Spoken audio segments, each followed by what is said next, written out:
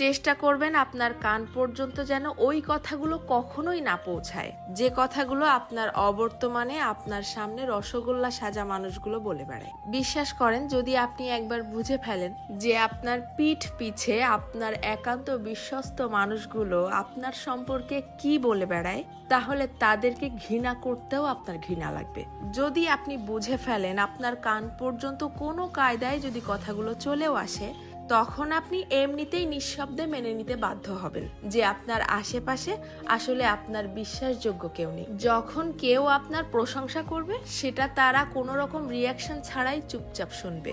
অথচ কেউ যখন আপনার সম্পর্কে খারাপ কিছু বলবে, সেটা দেখবেন যত দ্রুত সম্ভব এরাই মানুষের মধ্যে ছড়িয়ে দিবে। আপনি যতই ভালো হন, যতই তাদের হেল্প করেন, যতই তাদের সাথে ভালো মনে মিশতে চাওয়ার চেষ্টা করেন, কোনো লাভ নেই। কারণ এরা আপনাকে হিংসা করতেই বেশি পছন্দ করে।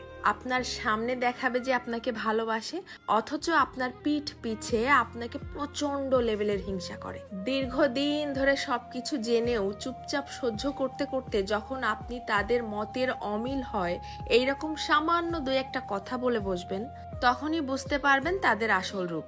তাদেরকে এতদিন ধরে দেখানো আপনার সমস্ত সম্মান, ভালোবাসা, হেল্প, স্যাক্রিফাইস বিশাল আকারে ঢাকঢোল পিটিয়ে আপনার মুখের উপরে ছুঁড়ে মারবে, যেন এগুলো তাদের কাছে কিছুই ছিল না। আমার কথাগুলো বিশ্বাস হচ্ছে না? আপনি আপনার জীবনে এই ব্যাপারটা একবার অ্যাপ্লাই করে দেখতে পারেন।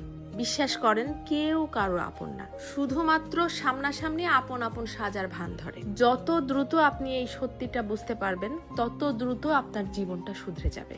কারণ কেবলমাত্র তখনই আপনি সেই আপন সাজা মানুষগুলোর সামনে নিজেকে প্রেজেন্ট করা বন্ধ করে দিবেন। কারো কাছ থেকে কোনো এক্সপেকটেশনও রাখবেন না।